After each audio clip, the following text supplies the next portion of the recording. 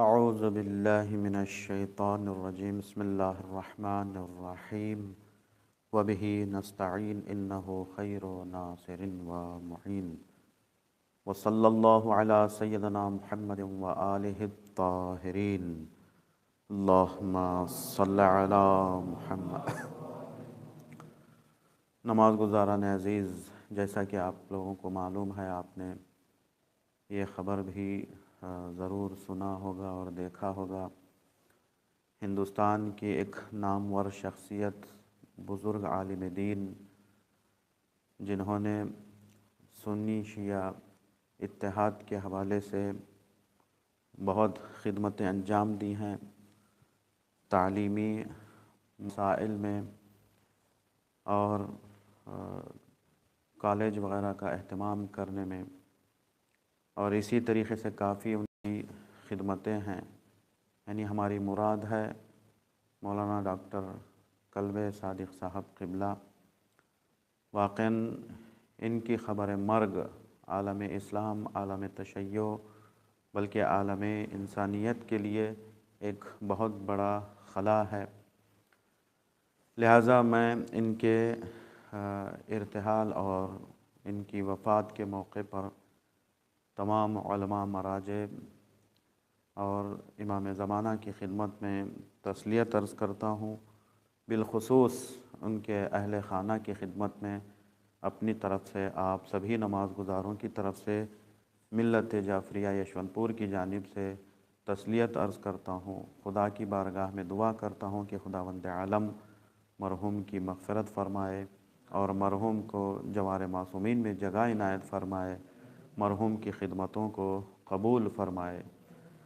آپ حضرات سے گزارش کرتا ہوں ایک طالب علم ہونے کے ناطے کہ ایک مرتبہ سورہ حمد اور 3 مرتبہ سورہ اخلاص کی تلاوت فرما کر مرحوم مولانا ڈاکٹر کلب صادق صاحب کی روح کو ایصال فرمائیں۔ بسم اللہ الرحمن الرحیم، الحمدللہ رب العالمین الرحمن الرحیم مالک یوم الدین، ایاک نعبد و ایاک نستعین، اہدنا الصراط المستقیم صراط الذین انعمت علیہم غیر المغضوب علیہم ولا الضالین۔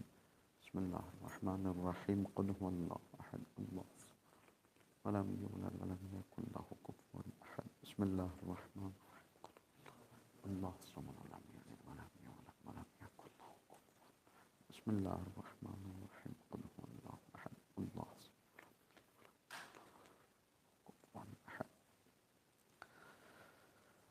نماز گزاران عزیز، سلسلہ بحث نہج البلاغہ خطبہ نمبر 24 ہے۔ اس کے ذیل میں ہم نے مولا کائنات کے ابتدائی جملات کی طرف اشارہ کرنے کی کوشش کیا تھا، جس میں مولا نے ارشاد فرمایا تھا کہ میں حق کے نفاذ میں، حق کو نافذ کرنے میں کسی طریقے کی کوتاہی اور سستی نہیں برتوں گا۔ جو حق کی مخالفت کرتا ہے اس کے ساتھ جہاد کروں گا، اور جو گمراہی میں بھٹک رہا ہوتا ہے اس کے ساتھ بھی جہاد کروں گا۔ کسی طریقے کا کوئی کمپرومائز ان لوگوں کے ساتھ نہیں ہوگا۔ پھر اگلے مرحلے میں مولا متقیان نے اللہ کے بندوں سے چاہا تھا کہ وہ تقوی الہی کو اختیار کریں۔ لہٰذا سلسلہ بحث یہاں تک پہنچا تھا کہ فاتقوا اللہ عباد اللہ، اے اللہ کے بندو، اللہ سے ڈرتے رہو، تقوی اختیار کرتے رہو۔ نہج البلاغہ کا اگر آپ مطالعہ کریں گے تو سب سے زیادہ مولا کائنات نے توحید پر بحث کی ہے، اللہ کی وحدانیت پر بحث کی ہے نہج البلاغہ میں، اور توحید کی بحث کے بعد سب سے زیادہ اگر کسی ٹاپک کی طرف مولا نے اشارہ کیا ہے نہج البلاغہ میں اور لوگوں کو دعوت دی ہے تو وہ تقوی الہی کو اختیار کرنے کی دعوت مولا متقیان نے دی ہے۔ ظاہر سی بات ہے کہ تقوی کا معنی ہی ہے اپنے آپ کو بچانا۔ کس چیز سے اپنے آپ کو بچانا؟ انسان کا اپنے آپ کو گناہوں سے بچانا، تاکہ عذاب سے انسان محفوظ ہو جائے، اسی کا نام تقوی ہے۔ لیکن انسان کے لیے نیکی کرنا نسبتاً آسان ہے، انسان نیکی کرے اس کے لیے آسان، نماز پڑھ لینا انسان کے لیے آسان ہے، لیکن غیبت سے اپنے آپ کو بچانا یہ مشکل ہوتا ہے۔ لہٰذا یہاں پر جو بات ہو رہی ہے تقوی میں کسی عمل کو انجام دینا نہیں ہے، بلکہ اپنے آپ کو روکنا ہے، کنٹرول کرنا ہے، محرک عمل سے بھی اپنے کو روکنا ہے، بچانا ہے۔ تو تقوی خلاصہ یہ کہ انسان کا اپنے آپ کو گناہوں سے بچانا۔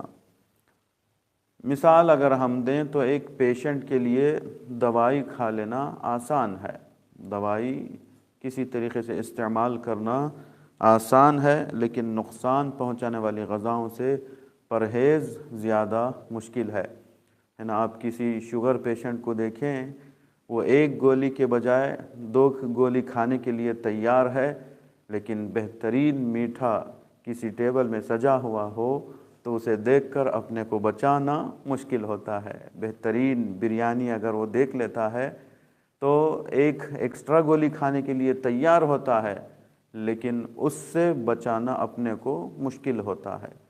تو تقوی میں بھی ایسے ہی ہے، نیکی انسان بجا لاتا ہے، صبح اٹھتا ہے انسان نماز پڑھ لیتا ہے، لیکن نماز کے بعد اگلی نماز تک اپنے کو گناہوں سے بچانا یہ سخت ہوتا ہے، اور یہی کمال ہے انسان کا۔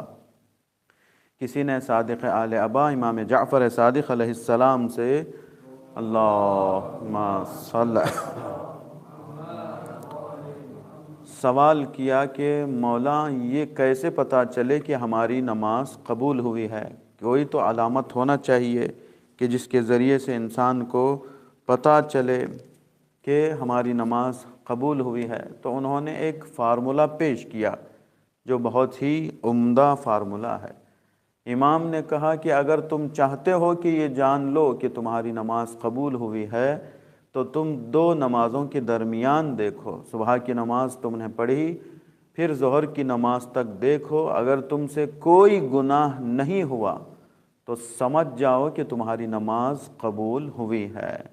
کیوں؟ اس لیے کہ قرآن کا یہ وعدہ ہے ان الصلاۃ تنہی عن الفحشاء والمنکر، بے شک نماز انسان کو برائیوں سے روکتی ہے۔ تو جو نماز انسان کو برائیوں سے روکتی ہے وہی نماز قابل قبول ہے۔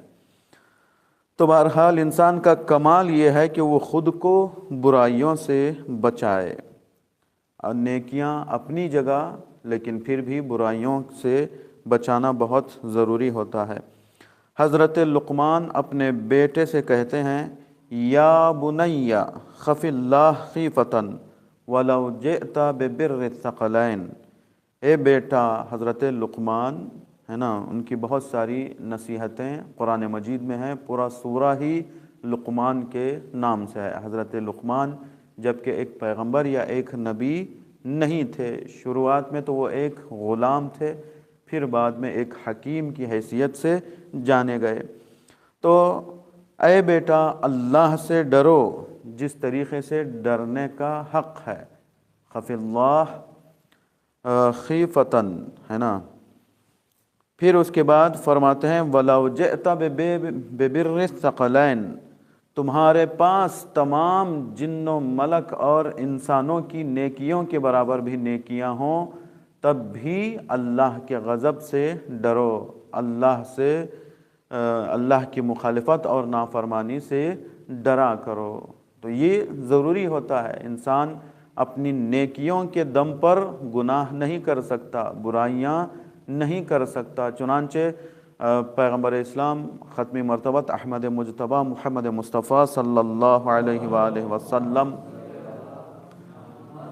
ایک مرتبہ اعمال کی فضیلت، شبہ قدر اور دیگر مناسبتوں میں اعمال کی فضیلت بیان کرتے ہوئے یہ ارشاد فرمایا کہ اگر مثلاً شب قدر انسان 2 رکعت نماز پڑھتا ہے تو خداوند عالم ایک باغ اسے دیتا ہے۔ تو بہت سارے صحابہ خوش ہو گئے کہ ہم نے تو اتنی نمازیں پڑھی ہیں، جنت میں ہمارے اتنے باغات فکس ہیں، اتنی نمازیں ہم نے پڑھی ہیں۔ تب پیغمبر اسلام نے کہا خبردار، جس طریقے سے باغ تمہارا تیار ہوتا ہے ویسے ہی تمہارے گناہوں کی چنگاری سے وہ باغ جل بھی سکتا ہے۔ صحیح، ایک بہت بڑا باغ جلانے کے لیے بہت زیادہ پیٹرول کی ضرورت نہیں ہوتی ہے، ایک میچز کی تیلی بھی کام آتی ہے پورے باغ کو جلانے میں۔ تو پیغمبر نے کہا کہ تم نیکیاں تو کرتے ہو لیکن برائیوں کی چنگاری سے، برائیوں کے میچز کی تیلی سے بچنے کی کوشش کرو کہ تمہارے باغ کہیں تباہ نہ ہو جائیں۔ تو بہرحال مولا متقیان نے تقوی کی دعوت دی ہے لوگوں کو، اللہ کے بندوں کو۔ تو پھر امام آگے بڑھ کر فرماتے ہیں وَفِرُّوا إِلَى اللَّهِ مِنَ اللَّهِ۔ عجیب نقطہ اس جملے میں مولا کائنات نے بیان کیا ہے۔ اے اللہ کے بندو، اللہ سے ڈرو اور غضب الہی سے، اللہ کے غضب سے فرار کر کے اس کی رحمت میں پناہ لے لو۔ دیکھیے، انسان اگر کسی سے ڈرتا ہے تو وہ دوسرے آدمی سے پناہ لیتا ہے نا۔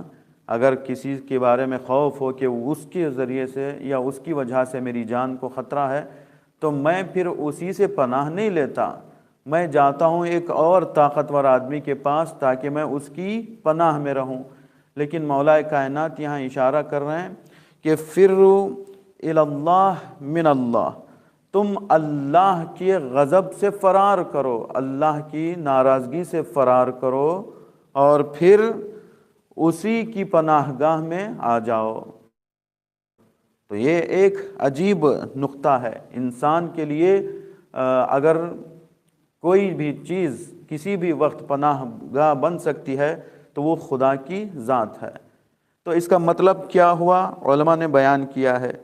کیا مطلب ہے کہ فروا الی اللہ، اللہ سے بھاگو اور پھر اللہ کی طرف ہی آ جاؤ؟ تو علماء نے بیان کیا ہے کہ اس سے مراد عذاب سے نکل کر ثواب کی طرف آ جاؤ، گناہوں سے نکل کر نیکیوں کی طرف آ جاؤ، نافرمانی سے نکل کر اطاعت کی طرف آ جاؤ، اس کے غیظ و غضب سے نکل کر اس کی رحمت کی طرف آ جاؤ۔ بچوں کو سمجھانے کے لیے یہ مثال دی جاتی ہے کہ مثال کے طور پر تم ٹی وی کو بند کرو تاکہ قرآن کی تلاوت کرو۔ یہ قاعدہ کلیہ ہے کہ جب تک حضرت ٹی وی بند نہیں ہوتی تب تک جو ہے حضرت قرآن کھلنے والے نہیں ہیں۔ تو اس میں کیا ہے؟ غضب الہی، غضب پروردگار سے بچنا ہے، پھر اسی کے رحمت کے سائے میں انسان کو آنا ہے۔ تو دنیا کے قاعدے سے بالکل یہ قاعدہ مختلف ہے کہ دنیا میں انسان کسی سے ڈرتا ہے تو دوسرے سے پناہ لیتا ہے، لیکن خدا کی ذات وہ ذات ہے کہ اگر انسان اس کے عذاب سے ڈرتا ہے تو پھر اسی سے وہ مدد بھی مانگتا ہے، اسی کی پناہ گاہ میں چلا جاتا ہے۔ آج کی تقریر کا خلاصہ اگر ہم ایک دو جملے میں کہیں تو یہ ہوگا کہ انسان تقوی کے ذریعے سے الہی قوانین کا پابند ہو جائے، کہیں ایسا نہ ہو کہ خدا نخواستہ اس سے کوئی گناہ سرزد بھی ہو جاتا ہے تو پھر بھی وہ غفلت کر جائے اور اسی گناہ کے راستے کو آگے بڑھاتا رہے، ایسا ہرگز بھی نہ ہونے پائے۔ اگر اس نے گناہ کر بھی لیا ہے تب بھی وہ خدا کی رحمانیت اور اس کی رحمیت پر بھروسہ کرتے ہوئے اسی سے پناہ مانگے، اس لیے کہ خداوند عالم کا خود یہ وعدہ ہے کہ انسان توبہ کرتا ہے تو خداوند عالم اس کے تمام گناہوں کو محو کر دیتا ہے، ایک دم مٹا دیتا ہے، جیسا کہ قرآن مجید میں خود خداوند عالم نے فرمایا کہ ان اللہ یغفر الذنوب جمیعا، بے شک خداوند عالم انسان کے تمام گناہوں کو معاف کر دیتا ہے۔ جمیعا یعنی سب کے سب، ٹوٹل گناہوں کو خداوند عالم معاف کر دیتا ہے۔ اور ان اللہ غفور الرحیم، بے شک خداوند عالم بہت زیادہ معاف کرنے والا ہے۔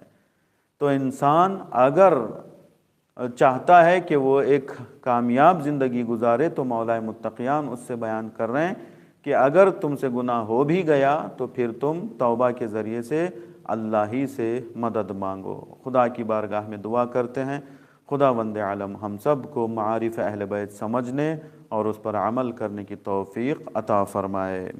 وآخر دعوانا ان الحمد للہ رب العالمین وصلی اللہ علی سیدنا محمد وآلہ الطاہرین۔ اللہم صل علی محمد وآلہ